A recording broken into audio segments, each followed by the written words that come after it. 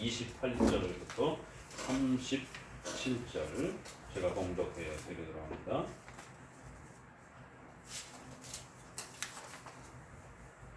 마가복음 13장 28절 무화과 나무의 비유를 배우라. 그 가지가 연하여지고 잎사귀를 내면 여름이 가까운 줄을 아나니 이와 같이 너희가 이런 일이 나는 것을 보거든 인자가 가까이 곧 문 앞에 이른 줄 알라. 내가 진실로 너희에게 말하노니 이 세대가 지나가기 전에 이 일이 다 이루리라. 천지는 없어지겠으나 내 말은 없어지지 아니하리라. 그러나 그날과 그때는 아무도 모르나니 하늘에 있는 천사들도 아들도 모르고 아버지만 아시느니라.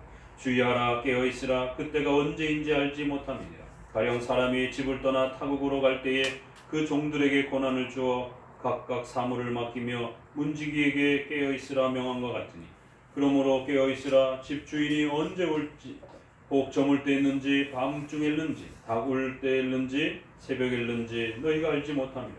그가 호련히 와서 너희의 자는 것을 보지 않도록 하라. 깨어있으라. 내가 너희에게 하는 이 말이 모든 사람에게 하는 말이니라 하시니라. 아멘. 마가복음 13장 이제 마지막 내용인 종말론의 마지막 내용을 우리가 함께 또 배워갑니다. 특별히 전염병 중에 이러한 예배의 이러한 금지가 동시적으로 함께 법령이 집행이 되면서 국가 간과 또 이러한 교회론이 엄청난 큰 혼란을 겪고 있고 이러한 사태 속에서 저항을 해야 되는 것인지 아니면 보건법이라고 하는 또 이러한 명령들을 고려해서 순종해야 되는 것인지 참으로 많은 신학적인 답을 해야 하고 또 방향을 잡아가야 하는 엄청난 이러한 과제들이 우리 앞에 놓여져 있습니다. 그런데 이것이 또 정치 문제랑 맞물리면서 좌우에 아주 극단적인 그러한 정치적 선동과 또 이러한 프레임의 또 이러한 정치적 행동 때문에 엄청난 선동과 또 고통들을 교회와 성도들이 또 휩쓸리기도 하고 또 거기에 또 앞서서 또 그러한 과격한 정치적 행동들을 또 쏟아내는 또 이러한 갈등의 모습들을 보게 됩니다. 결국 증오와 분노와 자신의 생각과 다른 타인의 반대적인 그러한 입장을 가진 정치적 행동과 또 그러한 정치적 행동을 하는 신자들조차도 도무지 용납할 수 없는 그러한 분노와 심오감들이 극에 달해가고 있습니다. 한국 사회는 참 묘한 사회입니다. 그래서 오죽하면 뼛속 깊이까지 정치인이다라고 본인이 실무에서 정치를 하지 않더라도 그냥 일반 시민이어도 뼛속 깊이 그 피 속의 DNA 자체가 정치적이다라고 그렇게 말할 정도로 한국 사람은 아주 이 정치적인 이러한 사안과 행동에 대해서 전 세계의 그 어느 민족보다도 손에 꼽을 정도로 정치적입니다. 그래서 정치적으로 입장이 다르거나 어떤 차이가 나는 상대방의 입장에 대해서 쉽게 대화하거나 토론하거나 협의하거나 논의하지 못하고 생각이 다르면 무조건 악으로 취급하고 무조건 적으로 취급하고 적폐로 취급하면서 나와 생각이 우리 그룹과 생각이 다르면 죽어야 되고 멸망해야 되는 절대로 하늘 안에서 같이 살 수 없는 그런 아주 악독한 자들처럼 이렇게 분노와 증오적으로 그렇게 정치를 대하는 정말 심각한 이러한 정치적 이 문화의 영향들을 갖고 있습니다. 그렇기 때문에 더더욱 이 정치적인 이런 혼란기에는 교회가 성도들이 더더욱 이러한 분노와 증오에 차여 있는 일반 이웃들을 한국 시민들을 잘 안정시켜야 되고 자칫 내란과 전쟁이라고 하는 6.25 시대와 같은 이러한 참혹한 일들이 정치적 신념이 차이가 나는 이 부분을 제대로 해결하지 못해서 결국 총칼을 들고 가족끼리 형제끼리 싸우고 죽이는 이러한 처참한 일들이 우리 안에 다시 또 일어나지 않도록 오히려 교회가 앞서서 자제시키고 이해시키고 설득시키고 그래서 예수 그리스도의 피로 화합될 수 있도록 그렇게 끌고 가야 하는데도 불구하고 오히려 교회가 지역적으로 학연, 지연, 혈연 안에서 더 거기에 신앙적 신념이 실리면서 죽기를 각오하고 상대방의 정치적 행동을 증오하고 미워하고 공격적으로 대하는 이런 모습들을 보게 됩니다. 오죽하면 부부 사이에서도 정치적 의견이 다르면 이혼의 위기를 겪는다라고 하는 이런 우리 한국 사회의 심각함들을 고민해 보셔야 됩니다. 더더구나 지금처럼 이렇게 자꾸 흑백 논리로 또 특정한 그러한 대상들을 대립시키면서 자꾸만 이렇게 갈등을 조장하는 그런 정치적 프레임들을 만들어가는 그런 정부의 이러한 또 잘못된 모습 때문에 시민들이, 백성들이 훨씬 더 안정을 누려야 함에도 불구하고 특정한 정치적 주제 때문에 서로 더 갈등하고 대화하다 보면 결국 미워하게 되고 싸우게 되는 이런 일들이 벌어지는 것을 보게 됩니다. 그래서 정치가들은, 가장 악독한 정치가들은 프레임을 나누고 싸움을 시키게 만들고 적과 악을, 피아를 명확하게 구별하게 만들어 놓고 그리고는 대립관계로 몰아가는 이러한 정치가들은 가장 악독한 정치가들입니다. 좌우를 막론하고 그런 걸 써먹는, 그래서 자신들의 정치적 이득을 차지하는 이러한 정치가들은 우리 기독교들은 가장 조심하셔야 되는 것이에요. 외부의 적들이 쳐들어오면 막아야 되지만 내부의 백성들이 화합을 이루지 못하게 그렇게 편을 갈라서 싸우게 만들고 그래서 특정한 편을 자신의 정치적인 그러한 발판으로 이득으로 삼아가려고 하는 이러한 싸움을 조장시키고 싸움을 부채질하는 이러한 형태의 행동들은 굉장히 위험하고 나라를 위태롭게 하는 행동들인 것입니다. 그래 부부지간에도 정치 얘기만 하면 싸우게 되는 거예요. 친구지간에도 정치 얘기만 하면 싸우게 되는 거예요.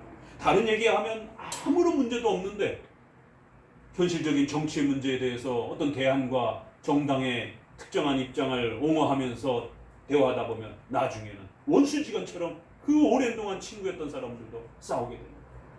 지금 크리스천 동료들끼리도, 아니요 목사님들끼리도 평상시에는 개혁주의를 하면서 그렇게 서로 함께 칼빈과 웨스민스터를 논했던 이런 많은 동료들이 지금 국가법과 이런 정치 문제에 휘말리면서 그 오랜 선후배지간도 원수처럼 그렇게 증오와 미움으로 한 교회 아래에서 절대로 신학을 논할 수 없는 그러한 악인처럼 그런 미움이 창궐해가면서 연락도 끊어버리고 만나지도 않고 이런 사태가 벌어지고 있습니다. 도대체 정치가 무엇이길래 우리의 생 전체를, 가족들조차도 싸움이 벌어지고 가족들조차도 그래서 될 수 있으면 정치 얘기로 회피할 정도로 이러한 심각한 갈등이 벌어지고 있습니다. 그렇기 때문에 더더욱 우리는 이러한 종말론의 이러한 가르침들을 잘 배워서 오늘 우리 시대의 이 혼란함을 우리는 어떻게 이해하고 바라봐야 되는 것인지, 그 혼란함과 종말과 같은 그런 어지러움들은 예수님 시대도 그랬고 1000년 전에도 그랬고 지금도 마찬가지인 것이에요. 지금 당장 내일이 종말이 올 것처럼 서로의 목에다가 칼을 들이대고 서로를 죽일 것처럼, 그가 없어져야 좋은 세상이 올 것처럼, 이렇게 당장 내일 심판이 오는 것처럼, 당장 종말이 오는 것처럼 그렇게 극단적으로 생활과 삶을 대응해도 안 된다는 것입니다. 성경은 종말이 반드시 온다라고 말하지만 그러나 당장 내일 온다라고 말하지도 않는 것이에요. 그렇기 때문에 정치적 입장이 조금 다르다 할지라도 당장 내일 국가가 망하지 않는 이상 좀 더 상대방의 입장도 들어보고 상대방의 정치적 식견도 또 들어보고 그것이 백성을 위할 수 있는 길이라면 또 좋은 아이디어를 또 채용할 수도 있는, 당장 내일 국가가 망하는 일이 아니잖아요. 당장 내일 죽는 게 아니잖아요. 당장 내일 죽는다라면 전 재산을 사회에 기부하든지 돈을 전부 다가 다른 데 좋은 데 쓰든지 결정을 해야 될 겁니다. 그러나 당장 내일 죽지 않기 때문에 자녀들의 또 교육비도 예비해야 되고 본인의 노후를 위해서도 또 그렇게 재정을 준비를 해야 되는 거고, 여러 계획들을 가지고 그 재정을 또 아끼고 살펴서 또 쓰임새 있게 그렇게 준비를 해둬야 되는 것이지, 당장 내일 죽는 것처럼 그렇게 또 소중한 삶의 도구가 되는 재정을 함부로 그렇게 행할 수도 없는 것입니다. 이렇게 종말에 대한 이러한 그 가르침들은 예수님을 믿고 난 이후에 교회 생활을 하면서 우리 성도들이 개인의 죽음에 이르기까지 또 세상의 심판에 이르기까지 어떻게 살아갈 것인가를 가르치는 아주 중요한 가르침입니다. 그래서 앞서서 끊임없이 말씀드렸던 것처럼 이 종말의 가르침은 양극단으로 나타나는, 그래서 마치 당장 내일 종말이 오는 것처럼, 그래서 가정, 직장, 국가, 사회 이런 모든 부분들을 등한시하고 아주 극단적으로 그렇게 이 이원론으로 그렇게 대응하려고 하는, 돈도 필요 없고 가정도 필요 없고 직장도 필요 없고 휴거 준비하고 이런 극단적인 샤머니즘적인 그러한 세대주의적인 그런 종말론을 항상 조심해야 된다라고 말씀을 드렸습니다. 지금 한국이 전염병 아래에서 국가법과 교회론 아래에서의 예배법이 충돌을 일으키면서 이걸 어떻게 조율해야 될지를 몰라서 한쪽에서는 극단적으로 예배를 목숨 걸고 지켜야 된다라고 하는 이러한 원칙론만 강조를 하면서 아주 극단적으로 풀어가는 이 방식들도 결국 우리가 종말론 안에서 그토록 경고했던 세대주의적인 모든 것을 흑백으로만 보게 돼요. 내 생각은 옳고 내 결정은 옳고 우리 그룹이 결정한 건 옳고 상대방 다른 생각들은 전부 다 악한 것으로 흑백으로만 모든 것을 보는 그러한 세대주의적 이러한 종말론이 우리 한국 사회에 근대 80년 동안 얼마나 많이 영향을 끼쳤는지 조심해야 된다라고 그렇게 거듭거듭 말씀드렸던 거죠. 그런데 정작 국가법이 전염병과 관련해서 정말 현실에 터지니까 상상치 못했던 일들이 지금 우리 안에 벌어지는 것을 보게 됩니다. 성도들의 목숨을 가지고 그렇게 죽으라라라고 그냥 현장에 내모는 이러한 설교들을 목사님 입에서 성도들 보고 죽으라는 얘기를 어떻게 그렇게 가볍게 남발할 수가 있냔 말이에요. 마치 그것이 대단한 믿음의 용기인 것처럼 전염병의 이러한 창궐 앞에서도 우리는 절대로 현장을 포기하지 못한다라고 그러면서 현장에서 죽을지언정 현장 예배를 포기하지 못한다라고 그러면서 성도들이여 죽음을 두려워하지 말라라라라고 어떻게 성도들에게 죽으라는 소리를 그렇게 목회자 입에서 아무렇지 않게 할 수 있는지, 너무 많이 할 수 있는지, 너무 가볍게 할 수 있는지. 때로는 신앙 때문에 죽을 수 있습니다. 그러나 목회자가 너무 가볍게, 너무 많이 극단적으로 성도들 보고 죽으라고 그러면 안 되는 것입니다. 당장 내일 종말이 오는 것처럼 어차피 천국 가니까 전염병 아래에서 죽으나 늙어 죽으나 뭐가 큰 차이가 있냐. 세상에 이런 설교들이 SNS에 쏟아져 나오고 있는 것이에요.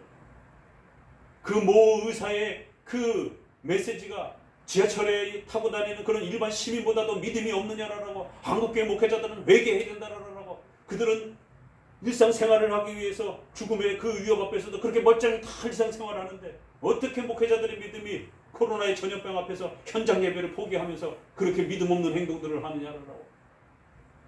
야, 어떻게 이렇게 과격한 발언들을. 현장에서 죽음을 각오해야지.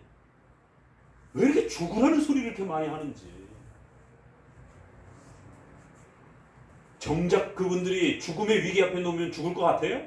순교라는 게 그렇게 쉬운 게 아닙니다. 인류 역사, 기독교 2000년 역사만 봐도 순교 현장 앞에 도망간 사람들이, 성도들이 수도 없이 많습니다. 순교는 정말 하나님이 특별히 0.0001%의 은사를 주지 않으면 쉽지 않은 거예요. 목사님들도 그 순교의 현장 앞에서 피하고 돌아가신 분들도 많이 있습니다. 우리 역사만 봐도 목사님들하고 성도들이 다 죽은 줄 알아요. 주기철 목사님하고 손양원 목사님만이 그 유명한 순교자로 그렇게 알려져 있지, 대부분 사람들이 순교한 게 아닙니다. 대부분 사람들은 전부 다 피신하고 전쟁이나 전염병이라든가 이런 위험 앞에 전부 피신해서 성도들을 안정시키고 교회를 보존하는 이런 일들에 더 힘을 썼던 것이에요. 어쩔 수 없어서 정말 그 죽음의 그 위기를 맞이해야 되는 그런 아주 특별한 경우 빼놓고는, 그래서 6.25 때도 일제시대 때도 실제로 교회사 선생님들이 이야기하는 순교자들은 그렇게 많지 않습니다. 일제의 그 탄압정책에 20년, 30년대로 넘어가면서 30년대 넘어가면서 2차 세계대전 멸망의 그 직전에 한 20년 동안 아주 극에 달했을 때도 실제로 백오인 사건이라고 하는 그 유명한 사건이 있습니다. 만세운동도 우리가 1919년에 만세운동이 기독교인들을 중심으로 해서 펼쳐지면서 저항운동들이 일어나고 그러면서 많은 사람들이 옥고를 치르고 그러는 과정들을 우리가 알지 않습니까? 거기에 이제 105인 사건, 결국 강력하게 저항한 105명을 명부를 작성해서 아주 죽이려고 그 명분을 가지고 단합 정책으로 돌려 세우려고 일본이 총독부를 앞세워서 105명의 극렬 신자들을 저항론자들을 갖다가 명부를 작성해서 체포령을 내린 이 유명한 105인 사건. 그렇지만 거기에도 많은 분들이 다 풀려났습니다. 나중에는 몇몇 분만 옥고를 치르면서 그 옥고의 후유증으로 돌아가시기도 하고 또 거기에서 마지막에 죽고 돌아가시는 분들도 계셔요. 그렇게 극렬하게 잡아들였어도 많은 분들이 또 풀려나기도 하고 또 일부분만 순교를 하시는 그런 역사지. 다 현장에서 죽지 않았단 말이에요. 왜 이렇게 현장에서 죽으라는 얘기를 이렇게 목회자가 너무 쉽게 남발을 하냔 말이에요. 세상에 지금 죽으나 어차피 코로나로 죽으나 천국 가긴 왜 한 가지라고요?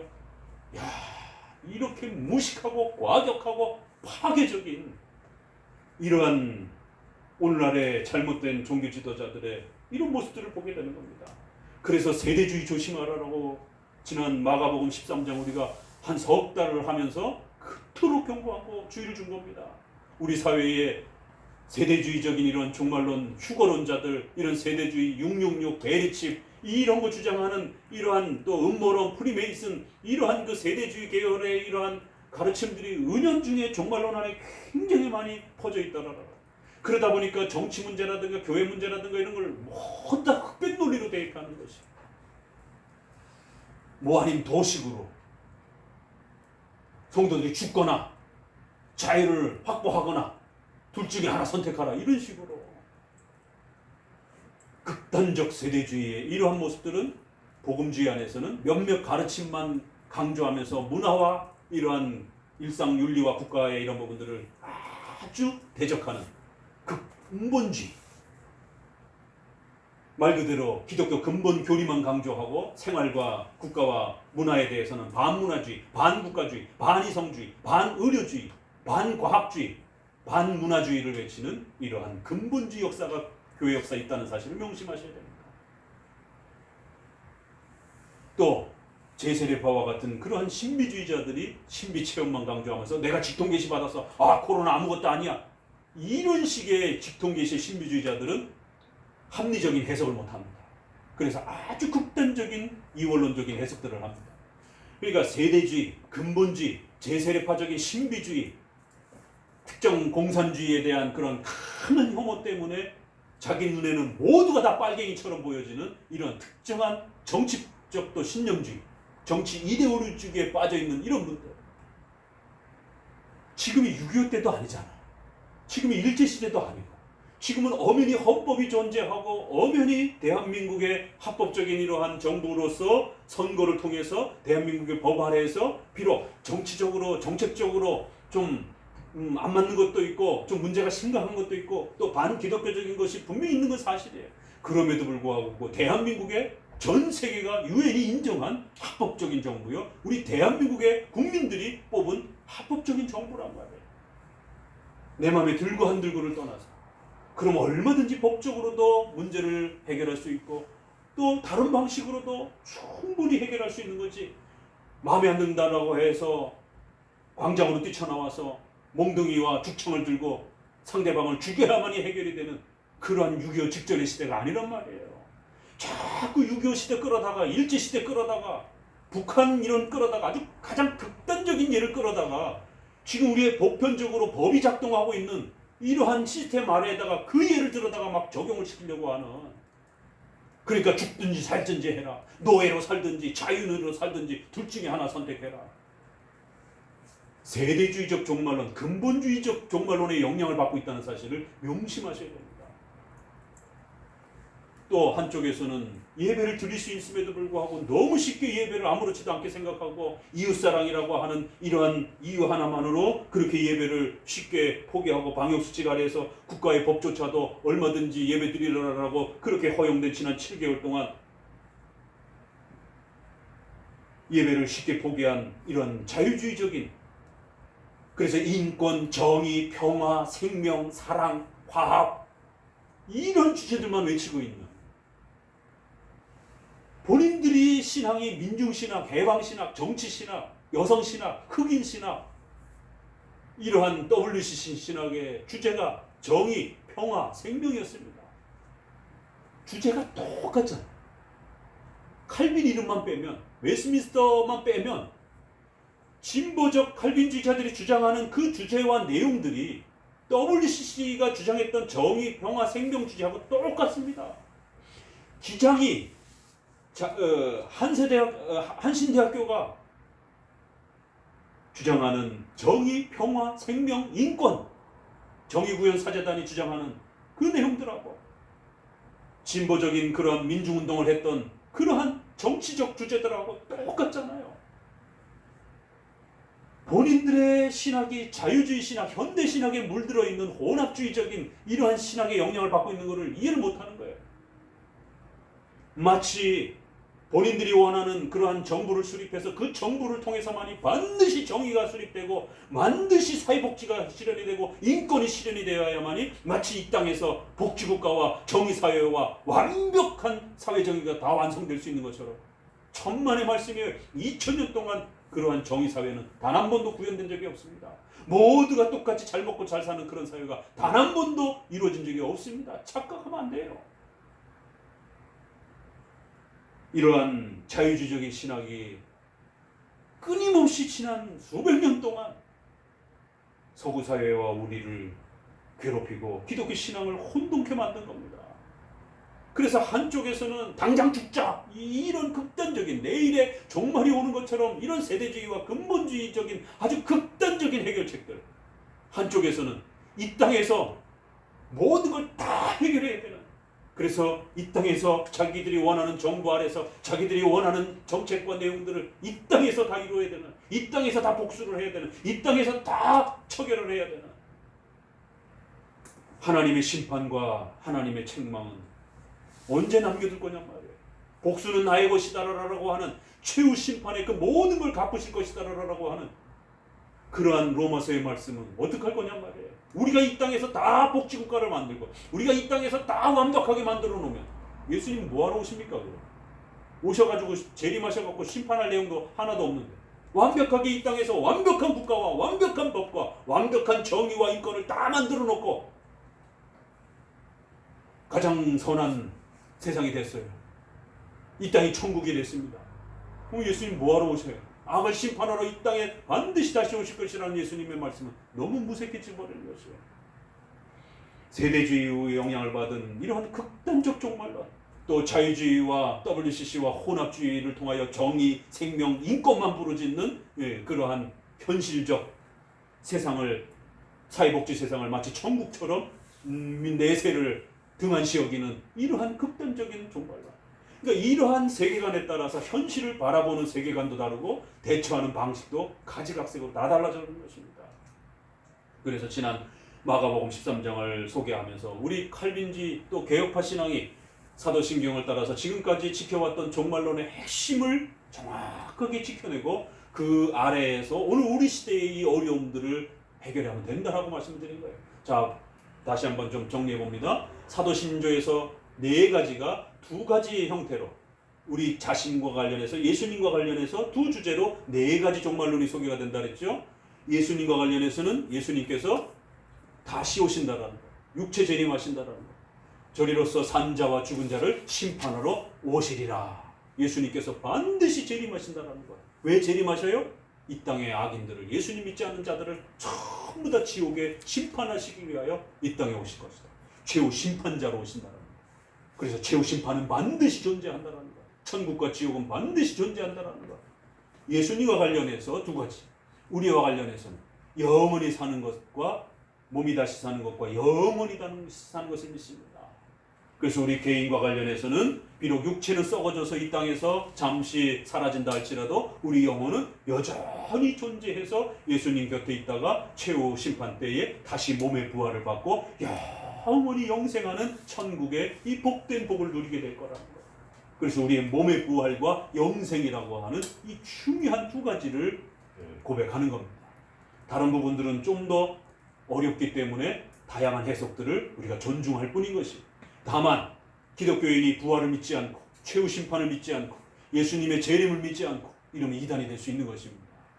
반드시 요 네 가지의 종말론이 핵심 교리이고, 이제 이것을 좀 더 우리가 시간적으로 이해할 때는 미래적인 종말의 최후 심판이 반드시 있다라는 것을 존중하면서도, 또 오늘 우리 시간에 주신 현실에 우리가 죽기 전까지의 우리에게 허락된 삶, 또 인류가 최후 심판 전까지 허락된 그 삶을 소중하게 매일매일, 내일 종말이 온다 할지라도 우리에게는 그 종말의 시간이 가려져 있기 때문에 최선을 다해서 오늘 하루를 사는 것이, 하루하루를 하나님께서 우리에게 주신 그 삶의 소중한 선물이기 때문에 가정과 직장과 사회를 등한시 여기지 마시고 그 모든 것을 우리가 문화명령이라고 하는 창세기 1장에 선악과를 통한 종교명령이 있고, 신앙의 명령이 있고, 하나님의 말씀을 들어야 산다라고 하는 신앙의 명령이 있고, 또 생육하여 번성하여 땅에 충만하라라라. 언제까지요? 최후 심판 때까지. 내일 종말이 올 것처럼 결혼도 안 하고 자식도 안 낳고 애도 양육 안 하고 직장도 안 나가고 휴가 준비나 하고 이러시면 안 되는 겁니다. 언제 종말이 오는지 모르는 거예요. 내일 종말이 올 수도 있는 거예요. 그러나 오늘 결혼하셔야 되는 겁니다. 오늘 자식을 낳으셔야 되는 거예요. 왜? 우리에겐 가려져 있으니까. 그래서 고린도전서 15장에 있는 것처럼 그 마지막 순간에 살아있는 사람들, 예수님이 재림할 때 그 사람들은 죽음을 맛보지 아니하고 순식간에 새로운 부활체의 몸으로 바뀔 것이다라는 것입니다. 그래서 죽고 난 다음에 부활체를 다시 받는 사람들도 있지만 마지막 재림 순간까지 살아있는 사람들, 참 이 사람들을 우리가 어떻게 평가해야 됩니까?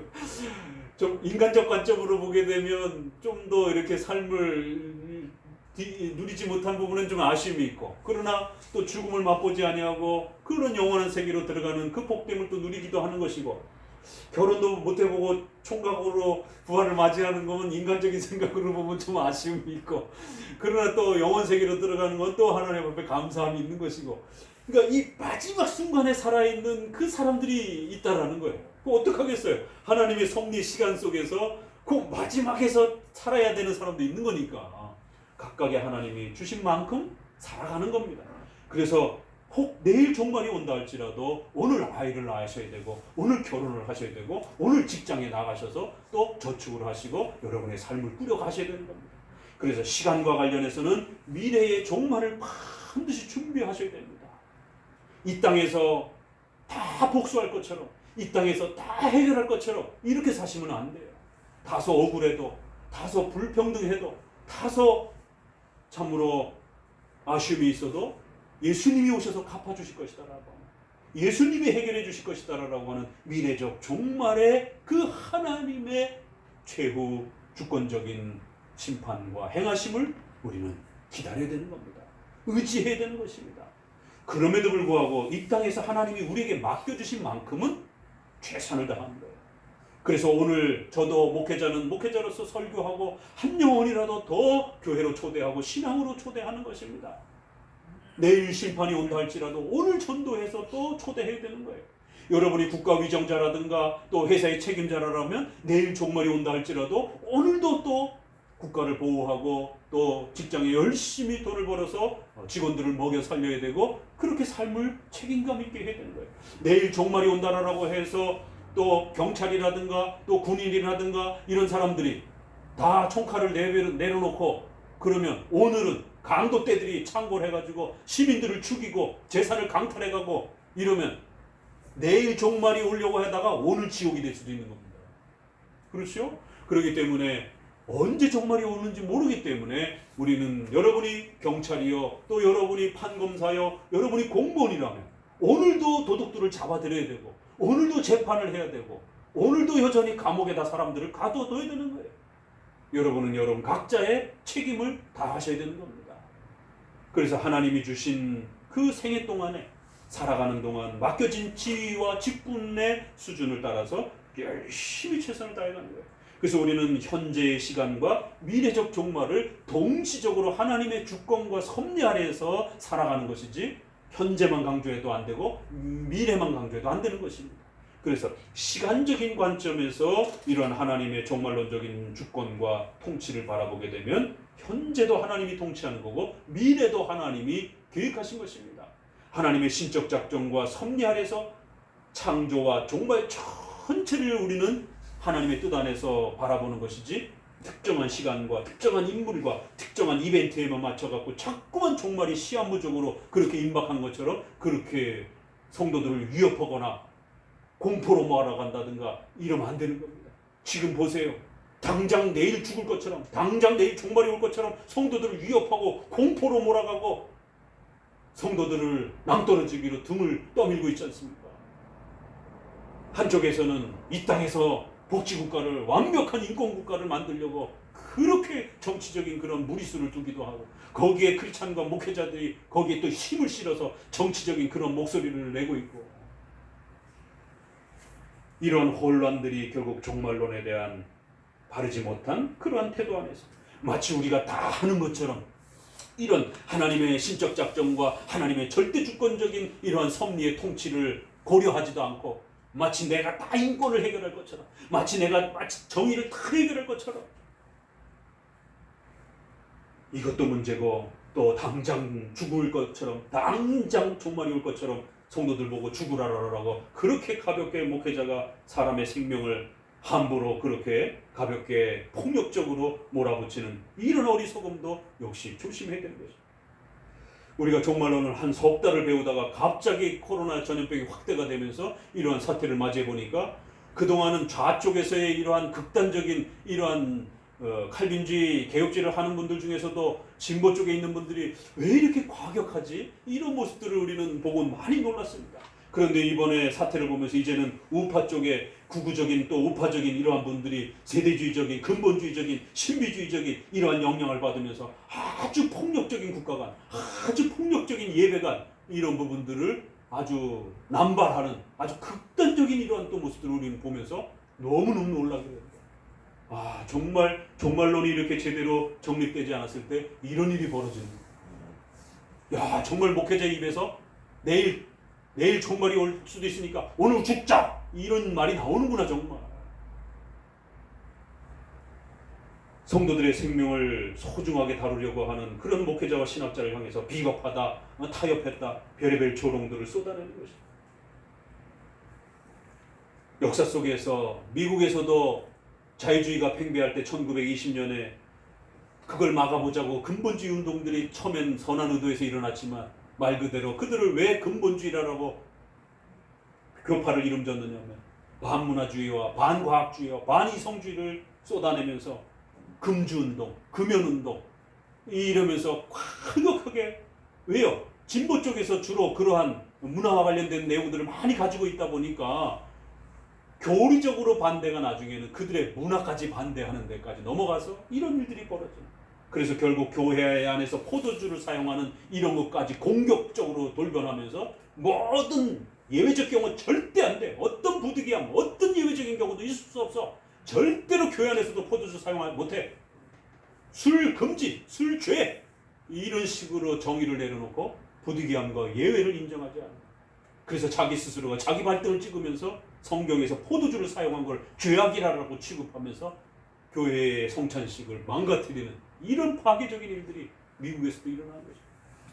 그래서 반틸과 메이첸과 함께 그렇게 웨스트민스터 신학교를 섬겨주고 도와주었던, 그래서 처음에는 개혁주의가 상당히 마음에 들어서 같이 협력했던 맥킨타이어, 그 맥킨타이어가 한국에 6.25 전후에 이 고통을 겪고 있는 이 한국의 합동 측의 총신대학교, 우리 대신 신학교, 고신 신학교, 이 자금 다 갖다가 미국 교회의 자금을 끌어다가 한국의 신학교를 세워준 장본인입니다. 맥킨타이어를 잊어서는 안 돼요.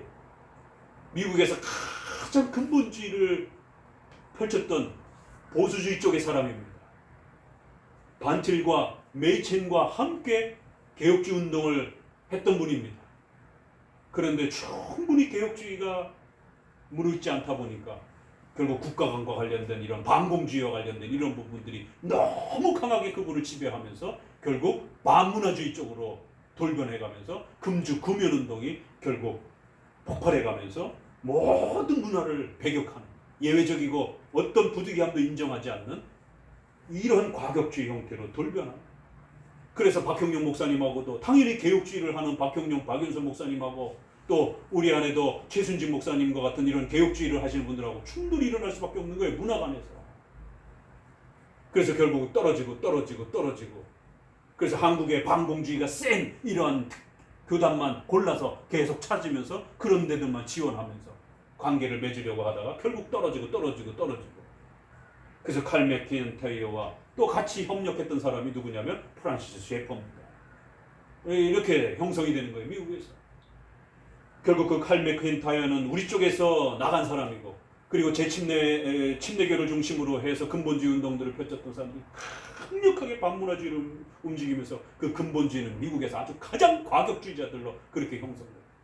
그러다 보니까 거기에 대한 반발 심리로 모든 문화, 세속문화는 거룩한 거야, 아무것도 아니야 이러면서 모든 세속문화를 다 흡수하려고 하는 근본주의의 배격운동이 신복음주의를 일어납니다. 그래서 복음주의는 복음주의인데 희한한 복음주의 형태를 띄어서 신복음주의라는 거예요. 웬만하면 다 화합하자, 웬만하면 다 사용하자, 웬만하면 다 그냥 쓰자라고 하는 종교 혼합주의적인 형태로 복음을 얼마든지 전해도 된다라고 하는 이러한 신복음주의와 근본주의가 서로를 적처럼 싸우는, 이게 미국의 교회 사역사예요. 그래서 개혁파 웨스트민스터의 반틸, 메이첸은 이건 다 둘 다 잘못됐다. 이건 건강한 기독교 모습이 아니다. 그래서 개혁주의 문화관을 반틸도 일반 은총을 다시 가르치기 시작한 거죠. 그래서 존 프레임의, 반틸의 제자인 존 프레임의 기독교 윤리학이라고 하는 한국의 한 1000페이지가 넘는 그런 책들이 개혁주의 윤리가 무엇인지를 그렇게 정립이 돼준 겁니다. 아주 혼돈의 신학의 혼돈의 세계 속에서 우리가 머물러 있음을 기억하셔야 됩니다. 자, 오늘 본문은 이제 결론이에요. 그동안 우리가 배워왔던 이러한 네 가지 종말론의 교리, 그거를 시간적으로 우리가 좀 더 살폈을 때 미래적인 그러한 최후 심판에 대한 소망, 또 그러면서도 현실에서 우리에게 주어진 가정, 직장, 교회, 이러한 모든 부분들을 책임감 있게 각각의 지위와 책임에 따라서 최선을 다해서 하나님이 주신 만큼 그렇게 하루하루를 살아가는 것입니다. 십계명 아래에서 국가와 교회와 가정을 소중하게 그렇게 보호하면서 협력하면서 우리의 삶을 그렇게 살아가는 것입니다. 이것이 하나님의 주권과 섭리적 종말론, 시원적 종말론이라고 하는 처음과 끝 모두를 하나님이 주권적으로 작정과 섭리 속에서 현재도 하나님의 뜻 속에서 진행되어 가는 거고, 언제 끝낼지도 하나님이 결정하시는 거고, 그 마지막 최후 심판과 종말의 모든 것도 하나님이 결정하신다. 그래서 하나님이 주신 만큼 살아가고, 또 하나님이 우리에게 허락하신 만큼 지위와 직분을 따라서 또 개혁과 또 이런 정의 문제도 각각의 위치와 직분만큼 그 힘을 쏟는 겁니다. 힘을 쏟되 이 땅에서 다 이루어지지 않으면 또 기다릴 줄도 알아야 돼요. 왜요? 어떨 때는 종교개혁 시대처럼 1000년 동안 그렇게 고통이 창궐한 시대가 있을 수도 있는 겁니다. 아무리 정의를 수록해도 정의가 하수처럼 흐르게 하라라고 아모스를 통해서 외쳤지만 현실 정치와 국가에 있어서 수립이 안 되는 거예요. 그럼 바벨론 70년 동안 엄청난 고통 아래 살아가는 겁니다. 그러다가 또 잠깐 또 회복이 되어서 각자의 선지자와 또 국가위정자의 또 각각의 책임감에 따라서 최선을 다했을 때 반짝 조금 더 이렇게 회복되어질 수도 있는 것이고, 그럼 그 반짝 회복되어진 그 열매를 우리가 누리면서 살아가는 것이고, 그러다가 또 로마 통치라라고 하는 이런 엄청난 고통 아래 또 살아가기도 하는 것이고, 우리는 또 일제시대와 또 이런 전쟁이라고 하는 이런 참혹함 아래에서 또 그렇게 고통 아래 있기도 하고, 지금처럼 또 평안을 좀 더 누리기도 하는, 이런 모든 것이 하나님의 뜻 속에서 주권과 섭리 아래서 진행되어가는 거예요. 당장 승부를 다 보려고 하지 마세요. 여러분의 직분의 선을 넘어서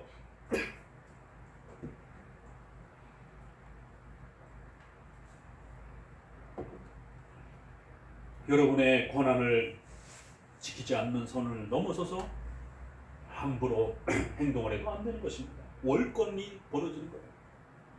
목회자가 아무리 정의가 갈급하고 아무리 필요하다 할지라도 목회자가 대통령이나 국회의원 흉내를 내서는 안 되는 거죠. 그런 권한을 행사해도 안 되는 거죠. 국가위정자가 아무리 시민들의 백성들의 호응을 받고 싶다 할지라도 종교적인 어떤 신념처럼 그렇게 백성들을 미신화시킨다든가 그렇게 이데올로기로 시민들의 정신을 지배하려고 해서도 안 되는 것입니다. 각자가 맡겨진 직분만큼 위치에 따라서 법을 만드는 자는 법으로서 정의의 문제를 해결해 가면 되는 것이고, 학교 선생님이면 학교 아이들에게 도덕적인 양심을 통해서 교육들을 통해서 정의에 대한 문제들을 풀어가면 되는 것이에요. 목회자는 신앙의 양심을 교회 안에서 가르쳐가면서 그러한 도덕적 신앙의 원칙들을 가르쳐가면 되는 것입니다.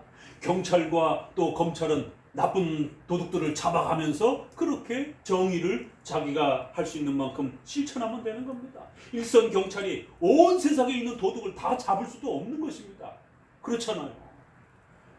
그러한 권한의 한계를 하나님이 주신 그 주권과 섭리 아래에서 그렇게 살아가면서 책임감 있게 행동하는 것이지, 마치 이 세상에서 승부를 다 보려고 하는 것처럼, 이 세상에서 복수를 다 하려고 하는 것처럼 이렇게 진행하면 안 되는 것입니다. 이런 부분을 오늘 본문에서도 깨어 있으라 이렇게 결론을 말하는 것이에요. 어떻게 해야 깨어 있는 겁니까? 참 말은 간단한데 이 결론적 명령 아래에 함의되고 숨겨진 그 하나님의 뜻은 이렇게 지금까지 말씀드렸던 네 가지의 교리 안에 현실의 책임감 아래 깨어 있어야 되고 미래의 정말을 대비하는 자로서 깨어 있어야 되는 이 모든 것이 깨어 있으라는 말 안에 다 포함이 됩니다. 깨어 있으라 그러면은 24시간 잠도 안 자고 그냥 눈만 말뚱말뚱하고 이런 걸 깨어 있으라는 뜻은 또 아니잖아요. 그리고 오늘 본문에 무화과 나무의 비유를 배우라. 그러면 무화과가 뭔가 이걸 또 막 추적하고 너무 자세하게 추적하고 이러면 안 됩니다. 정말로는 성경 해석의 꽃이에요. 왜 그러신지 알겠죠? 우리가 국가관과 예배관 충돌이 일어나니까 정말론이 왜 성경 해석의 꽃이고 교리의 마지막 부분에 있는지 아시겠죠? 그 모든 배운 교리가 이제 예수님을 믿는 자로서 신앙생활을 하면서 내 인생의 마지막까지를 어떻게 살아가야 될지를 해석해내는 것이에요. 하나님의 뜻이 무엇인지를 해석해내는 거예요. 하나님이 나에게 주신 인생을 내가 무엇을 하면서 살아가야 될지에 대해서 막중한 선택을 하는 그 꽃입니다. 그 선택 잘못하게 되면 벌을 받기도 하고 그 선택을 잘하면 여러분도 복을 받고 자손도 복을 받기도 하는 또 그러한 또 열매가 주어지기도 하는 거예요. 그래서 종말론의 이런 중요한 교리들, 시간들, 또 단어와 문자를 비유로 해석해야 될지 문자 그대로 해석을 해야 될지 이러한 문법적, 문맥적 해석, 역사적 해석, 신구약의 시간들과 또 그 상징적으로 쓰는 여러 가지 숫자들을 해석하는 법들 우리가 다양하게 왔다 갔다 하면서 살펴보았잖아요. 그런 모든 부분들 전부 다 동원해야 돼. 그리고 또 무화과 나무의 비유를 들으라. 비유적 해석. 성경에서 나오는 그런 비유적 해석은 어떻게 해야 되는 것인가? 왜요? 성경의 비유가 상징이 많잖아요.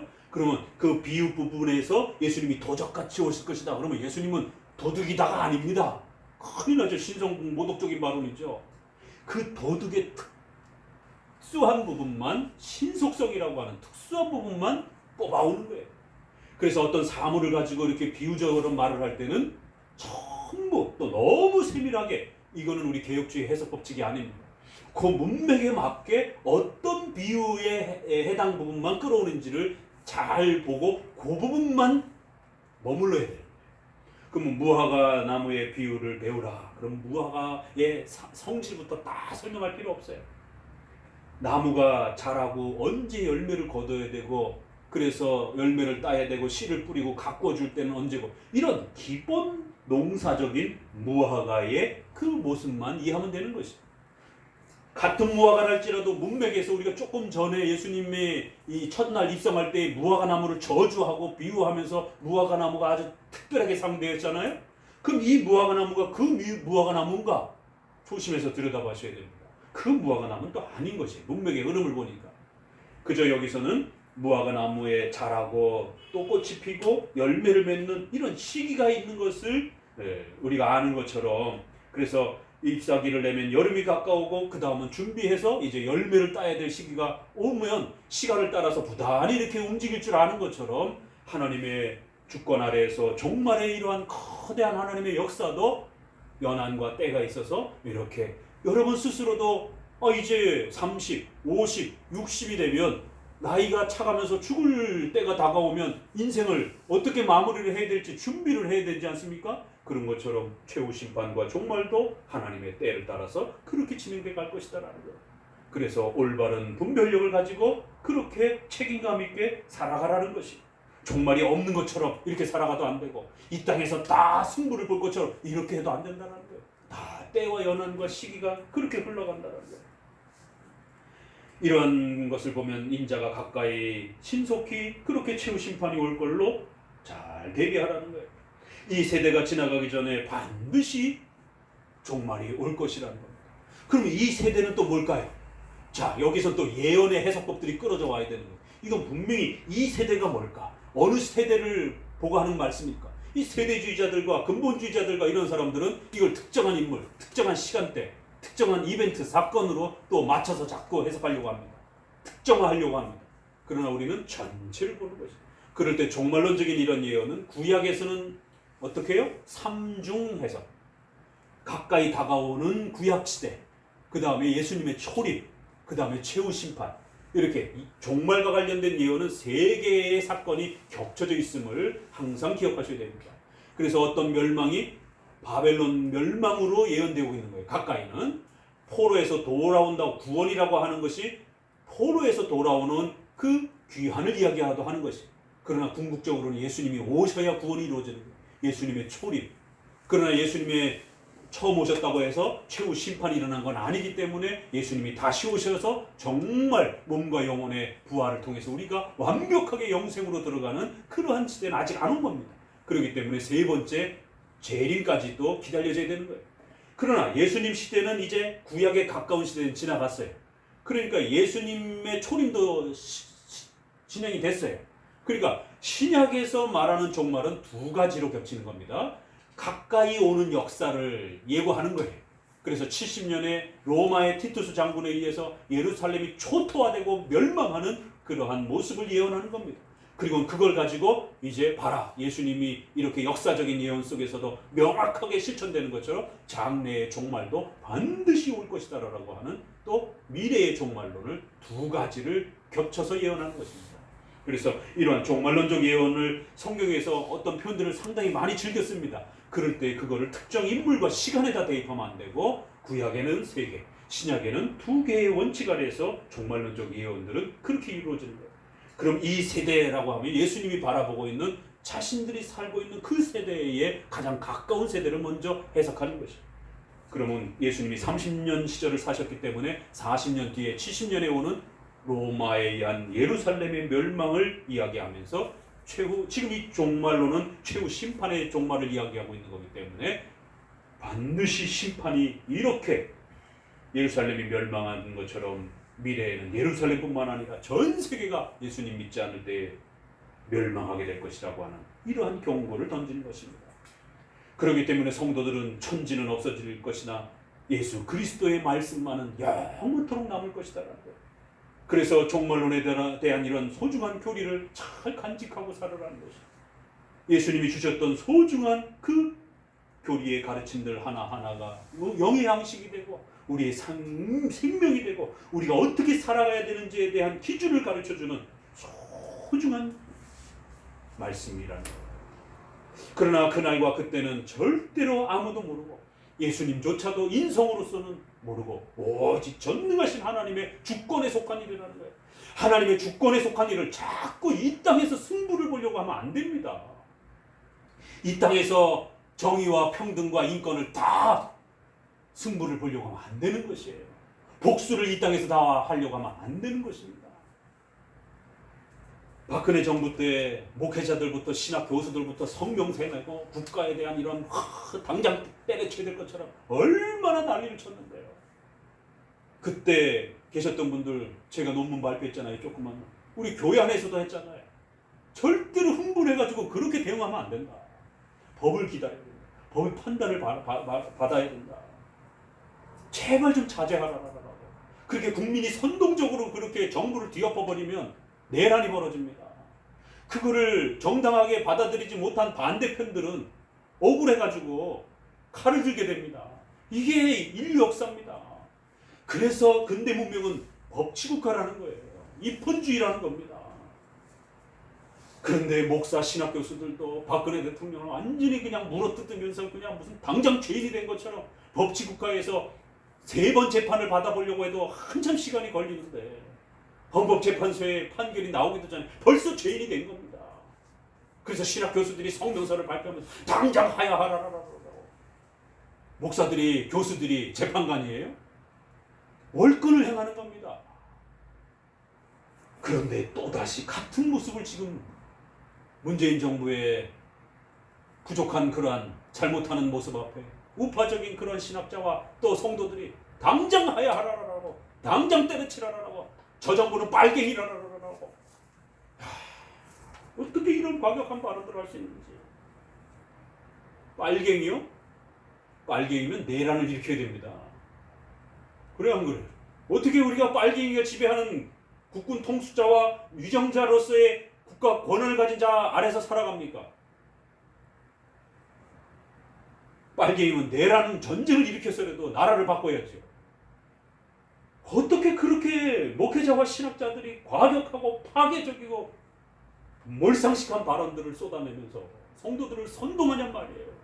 제발 자제하고 법이 판결을 내는데 이 정부의 어떤 위법성이 있다라면 분명히 하나님이 또 드러내실 것이고, 그럼 거기에 각자의 책임감이 있는 사람들이, 공무적인 책임감이 있는 사람들이 내부 고발도 나올 것이고, 또 그러면 또 법이 작동할 것이고, 그럼 헌법재판소와 또 여러 법들이 작동할 것입니다. 검찰들도 작동할 것이고. 여러분이 검사입니까? 여러분이 헌법재판소 대법원 권한을 맡은 사람들입니까? 자제해야 되는 것이에요. 그때와 그 시간은 아무도 모르고 하나님의 절대 주권 아래 하나님이 갖고 계신 것입니다. 하나님이 결정하시는 것입니다. 그래서 주의하라, 깨어있어라. 그때가 언제인지 아무도 모르는 것입니다. 두 가지, 주의도 하셔야 됩니다. 깨어도 있어야 됩니다. 두 단어는 비슷하지만 느낌이 조금 다르죠? 이런 전염병 아래에서 성도들의 생명이 달려있잖아요. 정말 주의해서 해석해야 되는 거예요. 그 결론을 맺기까지 엄청난 신학 토론을 해야 되는 겁니다. 왜? 성도들의 목숨이 달려있는데. 주의하고 또 주의하고 현행법에 위배되지 않는가? 왜? 현행법이 위배되면 성도들이 당장 인신구속이 되고 엄청난 구상권이 청구가 되고 성도들의 전 재산이 날아갈 수도 있고. 왜 이렇게 목회자들이 경거망동을 하냔 말이에요.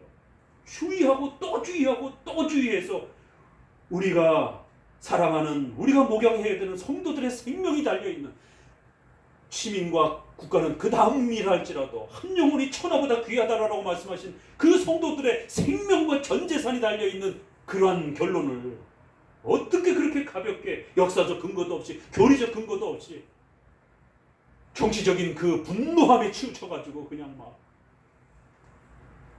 주의도 하셔야 됩니다. 깨어도 있으셔야 됩니다. 그러면 잘못한 것이 무엇인지 알려도 주고, 그러면 거기에 각자 또 맡겨진 직분자들이 대응하면 되는 것이고, 지혜롭게 깨어서 올바르게 합법적으로 성경적으로 대응을 해야 되는 것이지 선동적으로 대응하는 게 아닙니다. 그렇기 때문에 가령 집에 한 번 더 비유를, 무화과 비유화해서 한 번 더 비유를 해서 타국에 떠난 사람들이, 이거 너무 쉬운 비유잖아요. 돌아올 때에 졸고 앉아있는 걸 보게 되면 호되게 책망받을 것이다. 그렇기 때문에 사회와 이 삶의 문제를 바라보면서 너무 무능력하게 졸고 있는 것처럼 그렇게 사회를 보는 안목이 까막눈이 되어서도 안 되는 것이고, 또 반대로 너무 과격하게 당장 내일이 종말이 올 것처럼 그렇게 행해도 안 되는 거예요. 깨어 있어서 신중하게 하나님의 교회를 살피면서 그렇게 종말을 우리는 살아가는 것입니다. 내가 너에게 하는 이 모든 말이 모든 사람에게 하는 말이다. 너희뿐만 아니라 너희 후손들도 들어야 되고, 또 다른 많은 또 우리의 후손들도 이 말씀을 따라서 하나님 앞에서 어떻게 살아가야 되는지를 결정하는 것입니다. 주의하고 깨어 있으시기 바랍니다. 우리 건강한 칼빈주의의 영역 주권, 두한국론, 정교 분리의 원칙이라고 하는, 또 예배의 규정원리라고 하는 이러한 가르침들을 잘 구성하면서 그렇게 오늘 우리는 어떻게 해야 될지를 결정하는 겁니다. 깨어 있어야 됩니다. 칼빈주의 교리에 더욱 전념하셔야 됩니다.